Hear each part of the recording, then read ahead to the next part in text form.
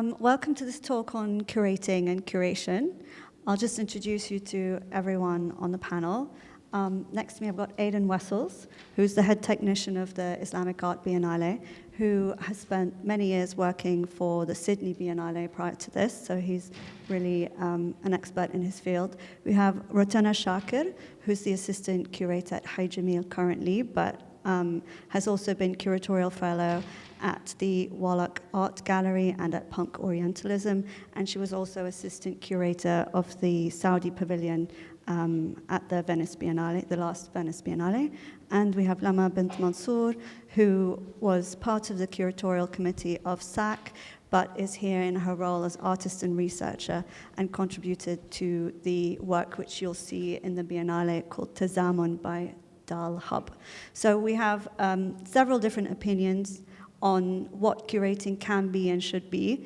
And also myself, I'm Dalya, Islam, and my background is I was an art specialist, Islamic art specialist and contemporary Middle Eastern art specialist at Sotheby's, and then also contributed to the curating of the Biennale, and now I'm working on cultural strategy. So we have, as I said, 4 different perspectives. And this is going to be an in-conversation rather than a panel discussion, so hopefully it will flow and you'll have a really good, strong idea of what curation can be and should be by the end of the talk. So just to introduce you, I wanted to go through a few renowned curators that you probably don't know. You may know if you work in the curatorial realm, but Cornelia Butler curated an exhibition back in 2007 about feminism, which went on to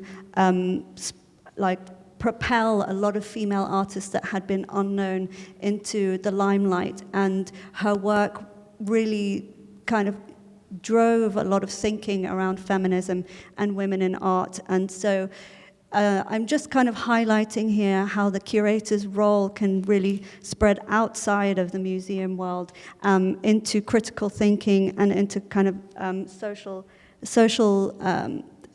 thought at large in the world. So she's very important. Melissa Chu, she was responsible for bringing Asian art to the public realm. Essentially, if it wasn't for her, you probably wouldn't have seen Yayoi Kusama's Mirror Room, which everybody has Instagrammed at one point or another. But she also was instrumental in bringing Chinese artists to the international sphere. So again, something interesting is how the curator's role spreads outside of the museum into the art market and into thinking about what art can be and should be, and also race and so many different things that comes into the public eye.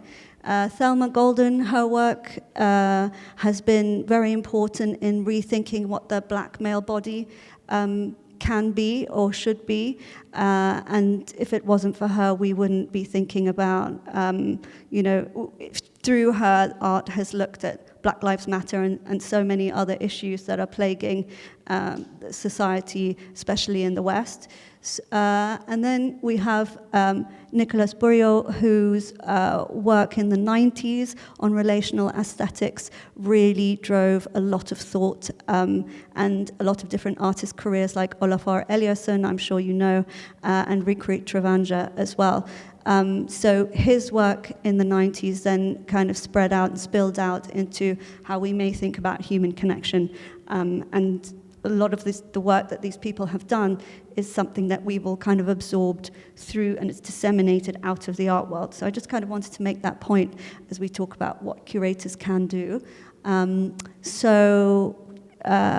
what is the role of the curator? I'm opening this to Rotana first. What do you think the role of the curator can be or should be in a museum context? Well, firstly, I think historically the role of the curator has evolved quite a bit. And if we're speaking in a contemporary context and working with contemporary artists, I think the role of the curator is really multifaceted. And this is something, we touched upon, in conversations, but beyond just being kind of warden, let's say, of the artwork itself, the curator's role also is very much tied to the relationship with the artist, thinking about the relationship with the audience and the public, and also the relationship with the institution. So if you're talking about a museum context, it's also about what is this museum and institution that you're working with. So I think the role of the curator is really to be a mediator in many senses, helping to communicate between all parties and helping, first and foremost, the artist and the artwork to be shown in the best light. And what best means is obviously up for debate, but that is... But that's quite an interesting point. So how much is the curator involved in deciding what best is? I think that is very subjective. And that really is the dance that, that you play as a curator, is deciding, whose interests and you need to take into consideration and what the priorities are for each project. Obviously, best for the artist. If you're working with contemporary artists, it means you're working with living people who have opinions, who've made that work. And we were just talking, with Lama earlier about how, putting work out there is a vulnerable thing to do. So being able to negotiate that kind of vision that the artist has and to be able to amplify that, I think is, a primary concern. But then making sure that also fits into how audiences are able to accept that message in the context of where you are, whether it's, a very well-versed audience, whether it's one that requires more, let's say, help in accessing, the work, if it's an art form that is familiar in the context or not, and yeah. Well, I think maybe let's just rewind a bit, because I think it's interesting for everyone to know, how did you get into curating? And how could someone get into curating? What do they need? What's the skill set that they need to have to do this work with artists and researchers and to build the artwork? What are the skills you need to have? The skills are many. I think conversational skills and listening skills are probably the most important. If you're working with contemporary art and living artists. What about research? How much research goes into developing a curatorial narrative, and then also, there's the curatorial narrative element, which is what you build an exhibition on and what then informs the work the artist does and the work that the technicians and fabricators do. But also, what about the administrative and management section of the institution? You definitely need background knowledge, and I think what's important, especially with contemporary art, is that it touches on many different subjects. So, for example, I studied art history and psychology as an undergrad, and then I studied modern and contemporary art more specifically. Lama was nodding. What were you nodding about? Well, prior to this discussion we're having here, we're having a discussion right outside, and I was saying how, at the end of the day, to me, curators really have to have a background in psychology, because they're dealing with human behavior, essentially. And it's very important to have those set of skills specifically to know, every artist is different. They're different in the stage they are in their career. They have different characters. They come from different backgrounds. So it's very important for you to have those sets of skills that you would learn with that background in psychology to be able to work with each artist specifically. Yes. Aden, do you have any thoughts on that? No, I think we're making some comments outside, as you said, about how there's a very necessary skill there that is essential, I think, in having those conversations with artists. And it's really about, knowing how people work and how artists work, and being able to be agile to deal with various kinds of issues that you will encounter in a lot of those exchanges, and trying to keep in mind the broader agenda of, as you said before, how you can best advocate for their work and help them with their individual work, but also in the broader context of the exhibition, how it's in dialogue with other things. It's very complex. and it requires someone who understands the human psyche very well. Yeah, I think, so we touched on a few things. When you say agility, I think that's a lot of kind of project management, a lot of admin. There's a lot of tasks that you wouldn't necessarily put, if you didn't know about curation, into the curator's kind of toolkit, as well as the researching, as well as the diplomacy and the psychology. So what's the difference, do you think, between a project manager and a curator, or a like museum director and a curator? Probably that a curator's like a project manager on steroids, really. A lot of the skills that go into project management, 100%, are part of the tool chest that a curator needs to deploy. So it's that and some. Yeah. I think the sphere of influence from a curator is a bit of a different thing. Obviously, they're really, in some cases, they're leading that conversation with an artist to help them really to express themselves. In other ways, they're sort of taking that background seat to try and assist and support. But I think there are a lot of skills that come out of project management that are 100% part of what a good curator does. And then it's just plus some. There's a lot of other things that they really need to rely on as well, including this ability to be able to communicate really effectively. The diplomacy, as you said, is a big one. It's really challenging. In your opinion, Lama, what's the role of the curator in developing an artwork? I mean, I'll just touch upon what Aden said. So I believe that this is an ecosystem, really, and we're all working. If it's project manager, curator, or artist, even, it's a symbiotic relationship. I think that's a key word here, and we're like each one is an organism that's vital for this ecosystem to flourish, and you can't have one without the other. So it's really about us working together to really come out with something that is touching, is moving, and the audiences can relate to. In terms of your question, which was how curators, what was the question again? Curators. How do they influence the development of an art? So obviously, immensely, because you're given at first hand a curatorial write-up. That's the first thing you're going to see when you're going to be part of a show. So that's really when you start understanding or reading this curator. You can read between the lines if you have a bit of experience and know with the first curatorial text that you receive, between the lines you can tell what this curator is about, his or her voice, their narrative, and what this journey is going to somewhat look like. And at the end of the day, that's really what's the seed that in which the journey begins.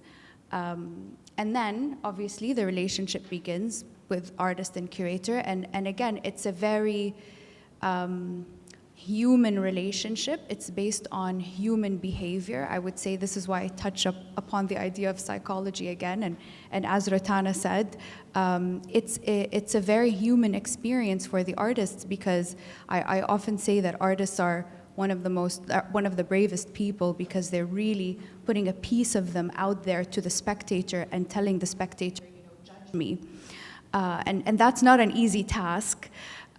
So it's really the role of the curator to dig deep and understand that artist as a human, I would say, before anything else, before aesthetic, before medium. Understand the artist as a human first, and you go from there. So you mentioned that when you're first invited, you're reading a curatorial narrative, or the idea, or the abstract of it. Mm-hmm. Can we just talk a little bit about that? How do you select artists, and how do you reach out to them? Well, I primarily start with studio visits. And I'd say I tend to actually not start with the curatorial brief in recent experience. I prefer to, let's say, if I have an idea about thematics that I'm interested in, but primarily I like to be more driven by what artists are working on and what seems to be of interest in a certain moment.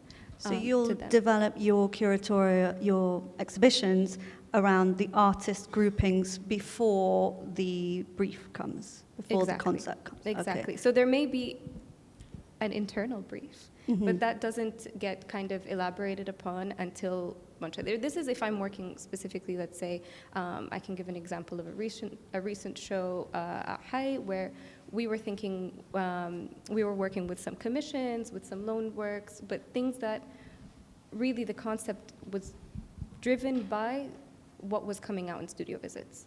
So in that way, it was really led by what people were interested in at that moment, what they were working on, and how there were certain overlapping, interesting themes, whether that couldn't be ignored. I think there have been other instances in which, you know, the theme kind of takes precedent, and I, for example, had a particular interest in kind of artists working with archives, working with history, thinking about, you know, the silences within history.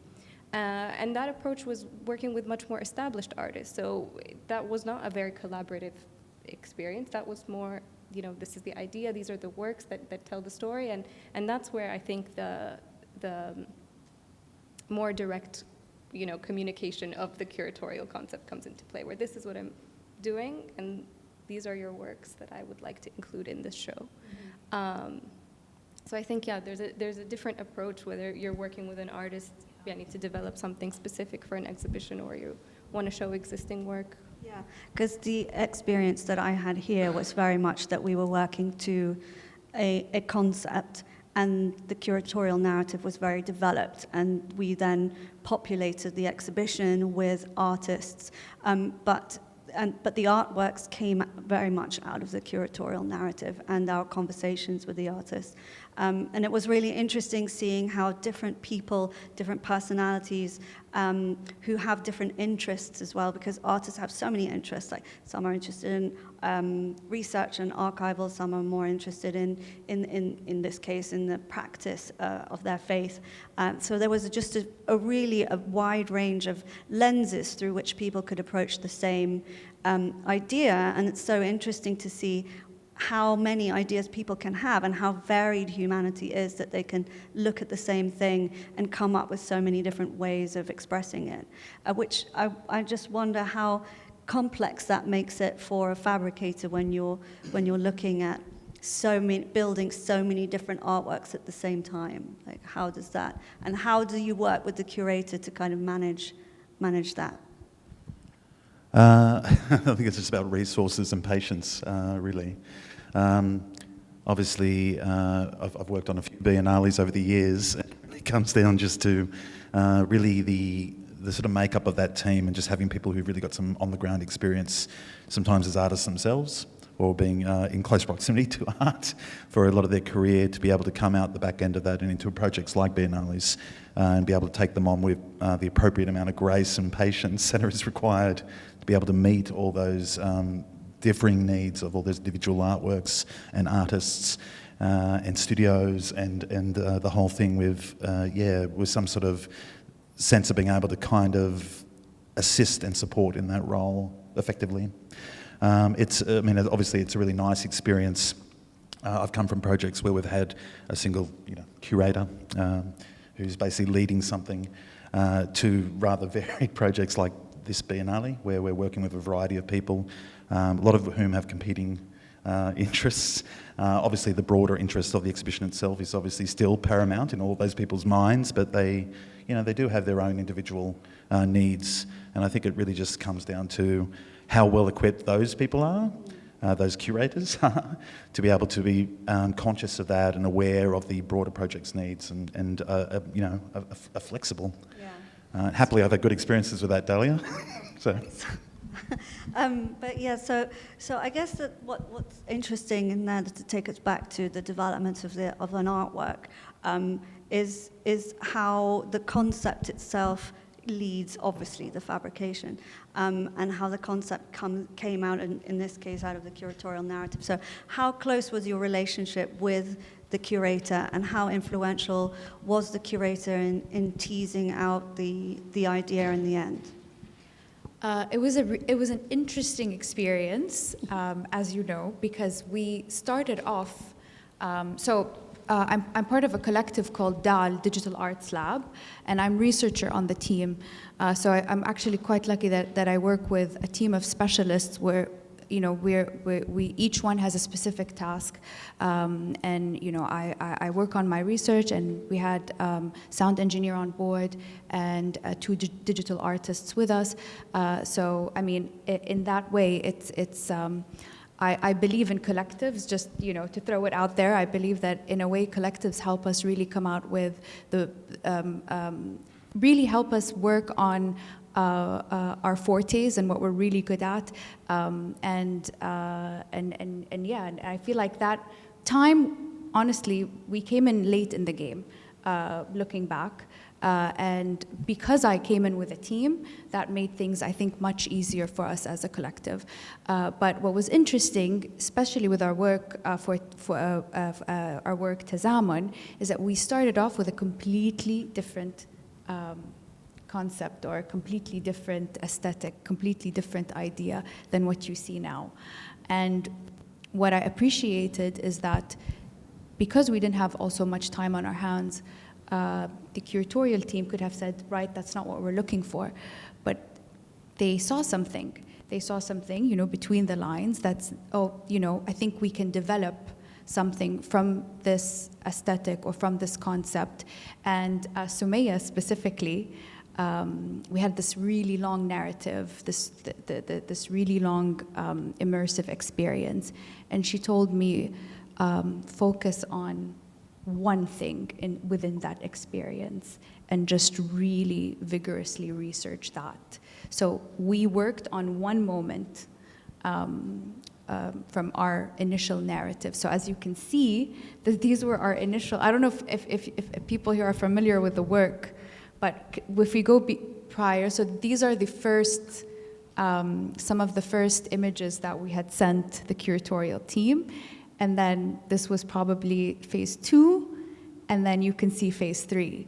So you see how the difference, but it was really just, you know, removing layers and layers and layers and layers and saying, okay, this is what I want. And I feel like that's, for me, it was a challenge because there was a lot of research involved, but also when we came up with the final project, I looked at it and I said, this is super contemporary, it's almost ethereal, but I'm really happy with all that vigorous research and the data collection that we had done prior, because this is really what moved, I think, the spectator and the audience.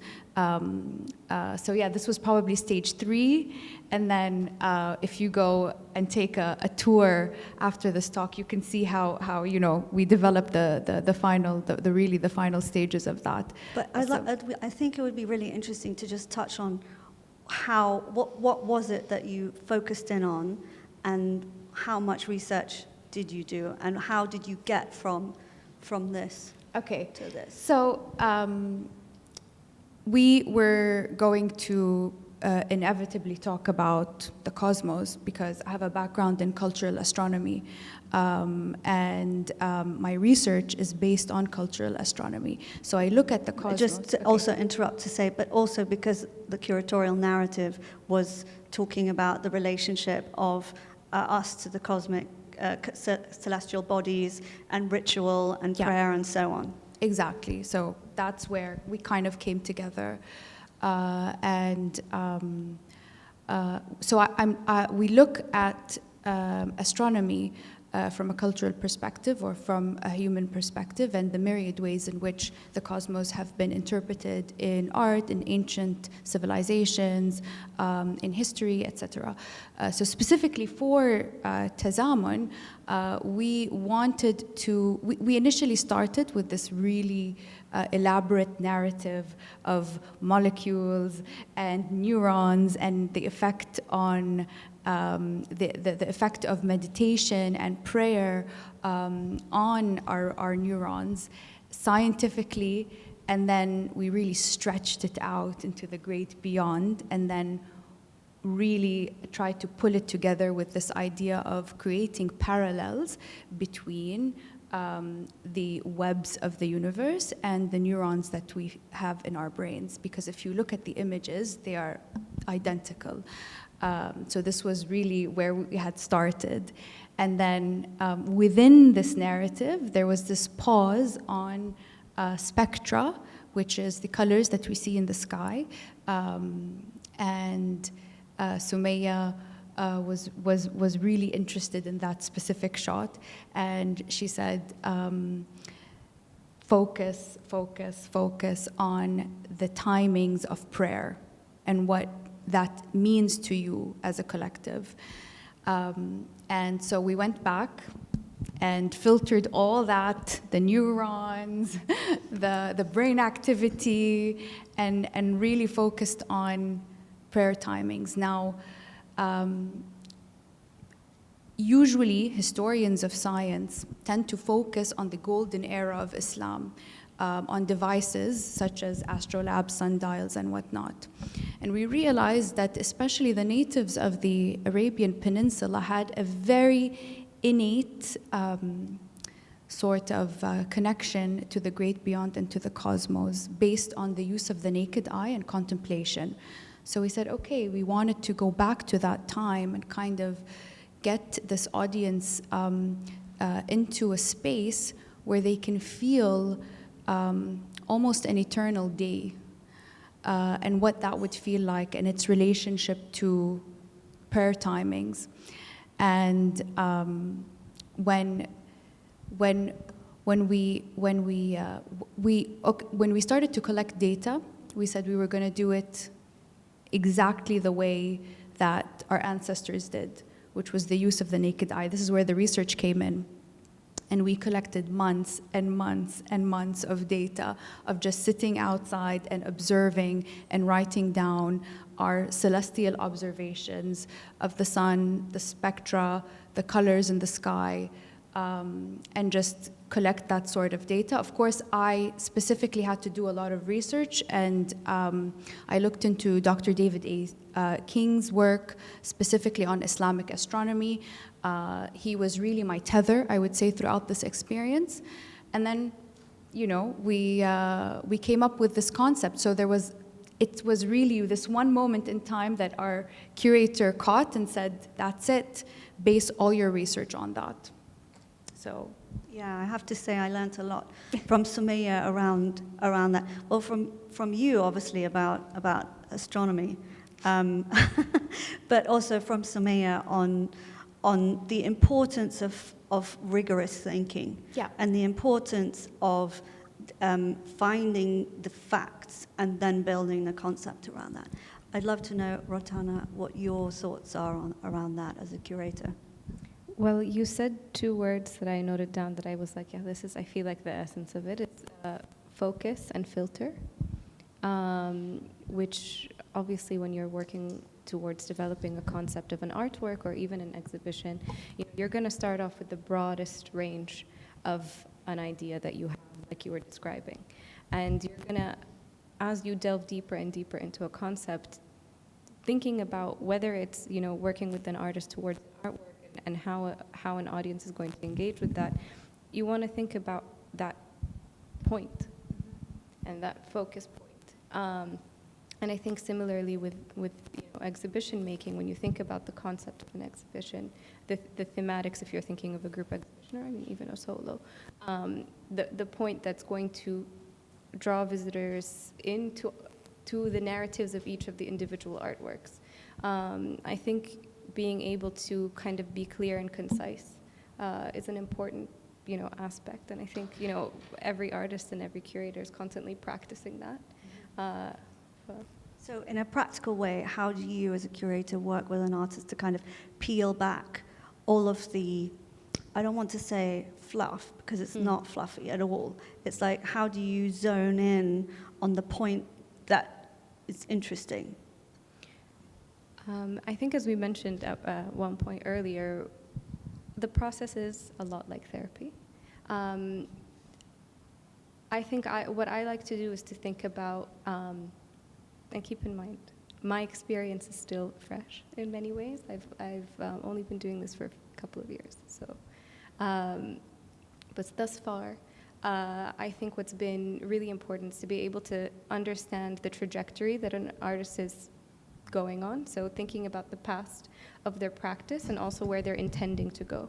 And being able to draw that through line within their practice towards also the aims of, the current exhibition, and also their larger goals for their practice as a whole. So it really comes from, I think, being very familiar with their artwork, their practices, and being able to, in conversation, understand how they want to further develop that, what direction they want to go in. And I think this really comes with looking at various examples, thinking about how to link an idea with, the process, and giving confidence, I think, to pursue maybe that one idea that feels a bit scary, and being able to say, yeah, go for it. That's pretty much it. Yeah. I think that's a very generous and nurturing way to approach the process. I think there's also an element of, as a curator, also being like quite a deep thinker yourself, and also being interested in research, and also being interested in current affairs, and also being interested in, a very broad range of subject matters, and also being plugged into what is going on in the curatorial realm itself. Like, what are the subjects of interest that is, lighting a fire in society at the time? Because at the end of the day, the role of the curator, in my opinion, is also to educate and to inspire people, and I think really plugging into what the zeitgeist of the time is, and then being one step ahead of that, and understanding how can you help propel people into thinking more deeply about whatever it is that's going on in the world at the time. So layering that in, I think, is really interesting. I think asking questions, it also depends on the artist, and this is something we talked about, what stage of their career they're at. I think with some, I've taken more of an approach of, asking very pointed and direct questions, sharing, resources that I think are relevant and interesting, talking through examples of other things they have done, or other people that are, researchers they are interested in, and talking through that together, and really taking a collaborative approach to that process. I think with more established artists, it ends up being a much more hands-off and trusting kind of approach, where it becomes an exchange of ideas and resources, whether that it's thinking about researchers or things that are happening in the moment that are shared, but not necessarily being that person to push in a particular direction. Yeah, I think that's a very fine line of knowing, as a curator, how much to be influencing and when to step back. And Aden is someone who's kind of a little bit outside of that relationship within the wider ecosystem. I'd like to know what you think about where that line could be. I think that's incredibly challenging. I think that's one of the biggest parts really about, or probably what defines a good curator, is in knowing exactly where that thin line is. And it's different, I think, as we said before, it's certainly in the conversation we had outside, with every artist. As you said, there's established artists, sometimes with studios, who've really got their ideas all sewn up, and they really know the direction they're going in. And then on the flip side of that, you have a lot of artists who really do need a lot of guidance and a lot of support. I've seen probably examples over the years of things working well in relation to people knowing exactly where that line is, and balancing on that line, and then probably other examples where it's certainly overstepped. And I think the outcome of certain projects were steered a bit heavy-handedly, in honesty. So I think one of the marvels really of what makes a good curator is seeing people who can handle that with, that incredible pizzazz. And certainly in recent years, I've had good experiences of that, of people who are very acutely know, but just listening to the complexity of some of the things that are going through good curators' minds, I mean, it's not an easy task. And I don't know if I'd be cut out for it, to be honest. I've just had good fortune of working with people who do know how to do that role very, very well, and have got all those necessary skills to be able to make it work. It's a challenge. What do you think, I Lama? wanted to add that there's something we didn't mention, is that one of the main roles of a curator is managing expectations, which can be the hardest part, because especially if you have all these ideas and you believe in what you're putting forward, and someone comes and says, we can't do it for any reason. Also time is never on our side. Or budget. Or budget, exactly. So it's funny because at the beginning you're telling the artist, dream big, be wild, do whatever you want, and then little by little. Rein it in. Yeah, exactly. So that's one of the hardest parts, is really to manage expectations. I think, you're gonna have to pull the plug at some point, which is not fun. And you gotta have guts to do that. Yeah. But from your perspective, we had a very close relationship in developing Tezamun. I know that there were moments where the collective felt that it was a lot. I'm wondering if you could talk a little bit about that. I think at one point, also because it's a team managing a team. So in this, in our relationship with the curatorial team, it was a bit different. But yeah, I think because we came in with something very different, and we were trying to make sense of what the curatorial team is starting to give us without losing our identity, because that's really the main focus. And the curatorial team never wanted us to lose our identity. That's what that's what made them want us in the show in the beginning. But to keep it and to really have our aesthetic also, because as Dal, this was our debut. So we're really, putting our voice out there and our aesthetic out there and our identity out there for future shows. This is also an important point, because when you're working with new artists or emerging artists, this is a pivotal moment in their career. And obviously, you want them to be at their best, and you want to see their careers take off. So, it's also a lot of pressure, I would say, on the curatorial team to really make that happen. It's different with, obviously, well-established artists who are already on the map. It's not new to the press. They know who's going to be there. But for collectives such as ours, who it was really our debut, there was a bit more pressure, I would say, to really keep our identity, because this is the identity that we want to set forth for the future and our upcoming shows. But yeah, I think our team was overwhelmed for many reasons. Time was never, is never on our side, and also I think this was probably more also production. We had to, in terms of materials, at one point, it was a dome, and then suddenly they're like, nope, can't do that. It has to be a square. Exactly. So, we had to just say, okay, trust that we're working with professionals here and who know what they're doing, and, just get the ball rolling and make the collective decision, to just really trust whatever's happening, that they're going to bring out the work in the best way possible.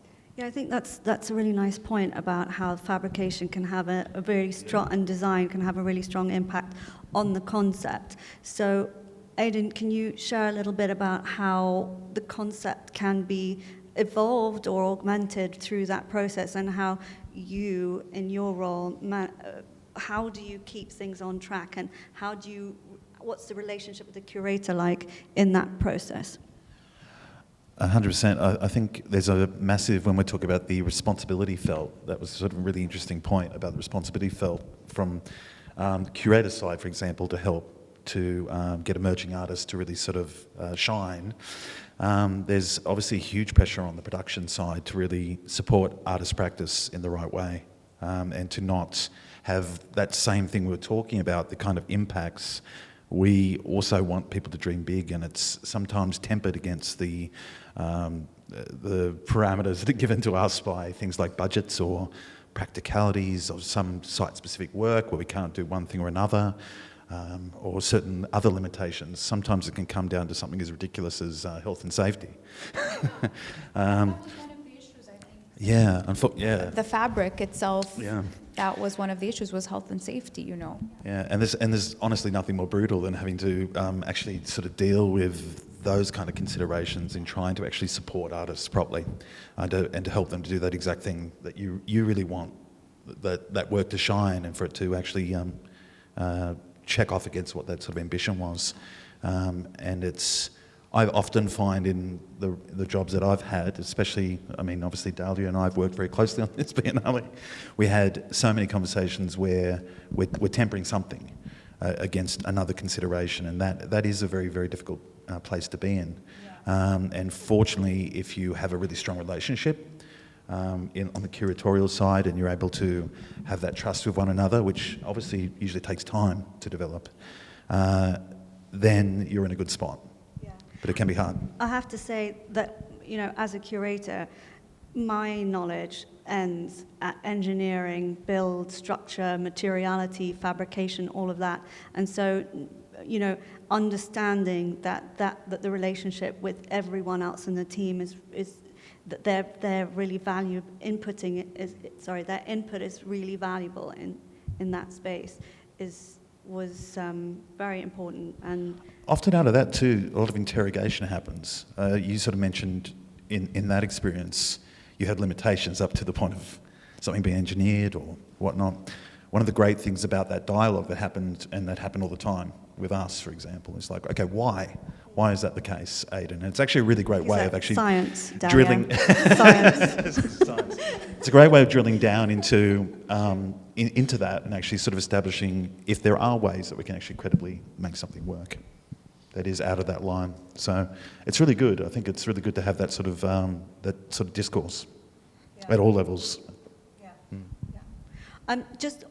I think we've talked a little bit about how the artwork's impacted by limitations or parameters of, the exhibition. You shared a couple of images to show how it might affect an exhibition as a whole. Is that right? Did you want to talk about them? Sure. I just shared a couple of install shots. So obviously we spoke about, curatorially having to navigate a number of different things from, the institution to the artist to, the audiences. And one of the spaces obviously you have to navigate is the space you're working with and the gallery site space. itself. The site itself. Yeah. So, and the site that you have to work with, my colleague Ansif is here and I work with him on design and production at HAI.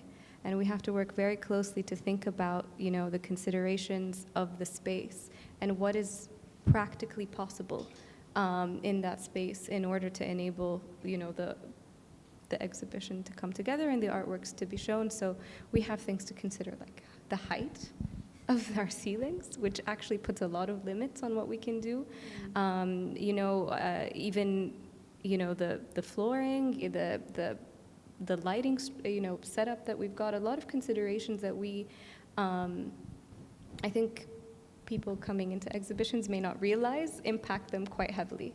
And we do the best that we can to make what we envision come to life. But at the end of the day, there are still, practical considerations. So, but we can also transform a space in many ways.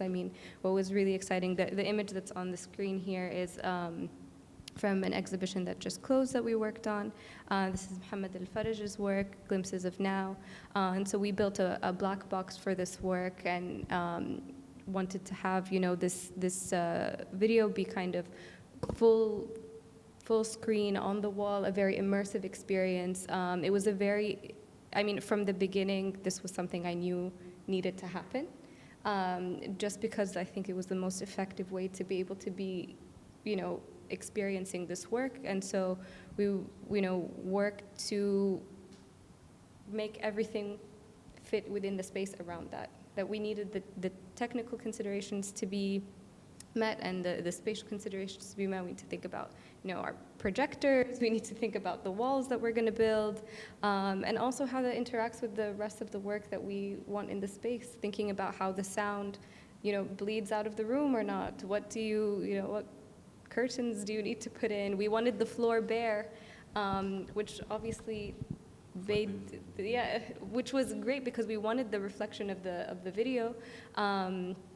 But it also impacts sound. So there were positioning the speakers in the right place.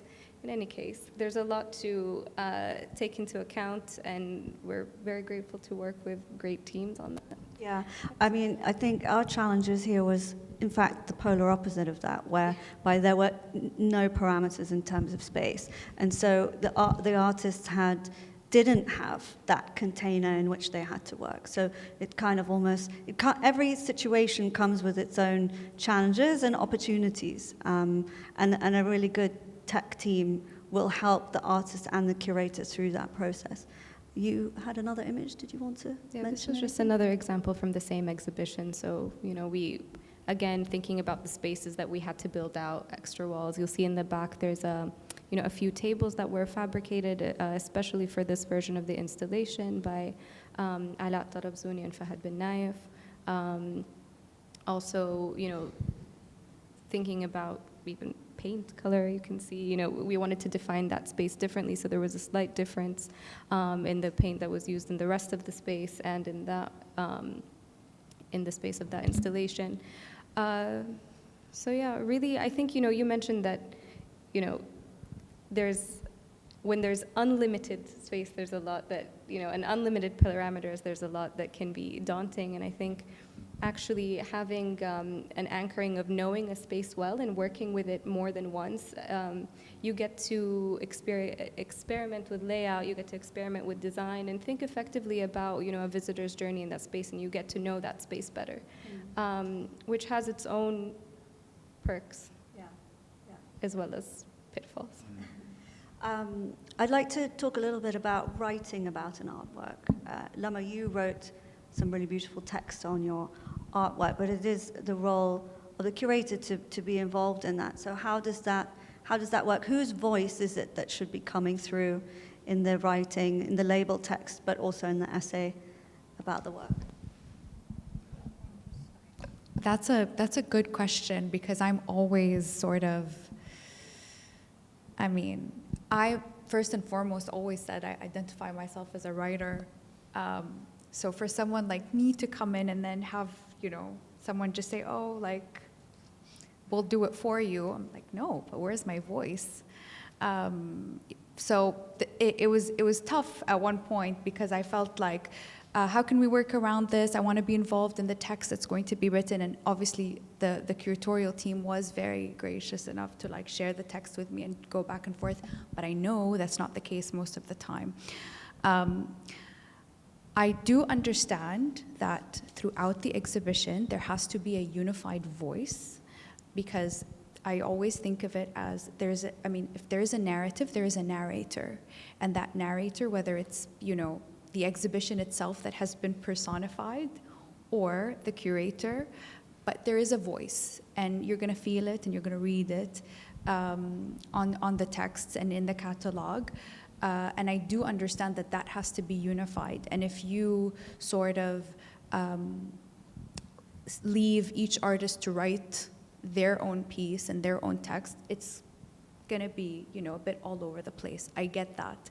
So it's a very tough job, I would believe, for the curator to let the artists have their own voice, but at the same time unify everyone, and where it's a well-put narrative where you have a beginning and a climax and an ending, because at the end of the day, exhibitions are journeys in which there is a start and a climax and a finish.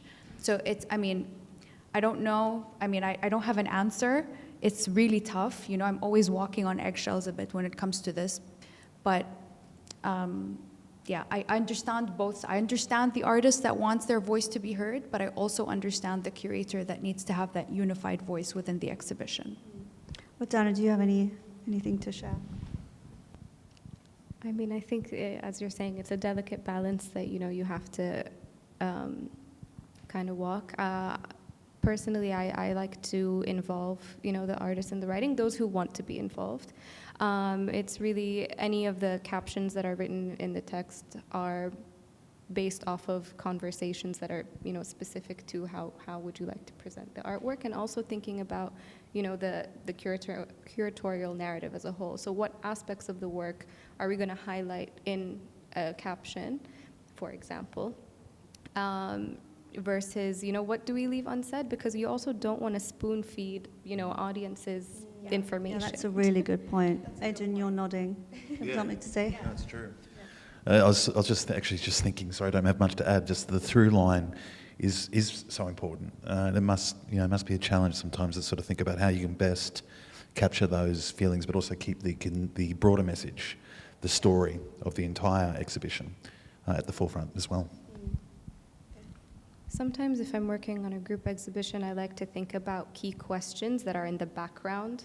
That, for example, if I'm grouping certain artworks, even if it's not explicitly done in my thinking, then those key questions lead what information is shared, in the caption.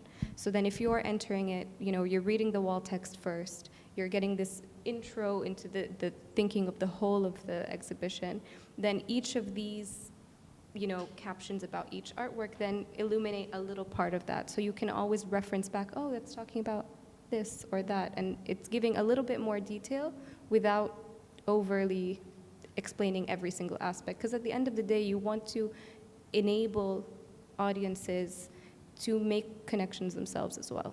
Yeah, I think that's a really nice point.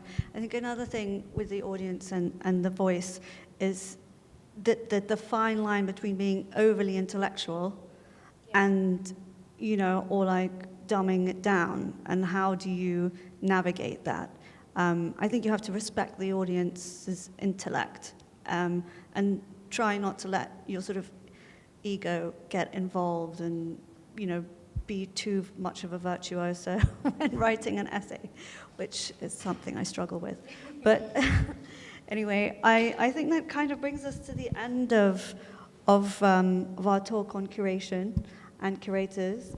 I'd like to open the floor to questions if anyone has any. Any questions? Yes? Thank you for an interesting discussion. Coming from a different background, which is science and medicine, and there's a rise of scientists and other disciplinary approaches or interdisciplinary approaches in the art scene. So my question to curators is, how do you deal with other personalities and other disciplines who are on the platform with artists in these situations, and also the exhibition where AI is involved? Does anyone like to pick up that question? Go ahead. I can start. I like to think of myself as someone who's in that sweet gap between art and science. That's why I love this question. But I think in the world we're living in now, if we don't move into the future holistically, meaning not think of those two worlds as separate or severed, that's the only way we can move into the future. And I feel the more we look at art and science as one, you're going to see advancement in both the arts and the sciences. You don't realize how many artists work in places like NASA, in labs, and how much people, let's not just say artists, let's say the humanities in general, are needed for the advancements of science and vice versa. I also believe that if scientists start to open their minds as well to the arts, we're going to see some awesome exhibitions. And I mean, that's what I hope to do probably, in the future, is really to open that door in this region. One example is KAUST, that have an office for the arts. So yeah, I think you should think of them as one, not as two severed worlds.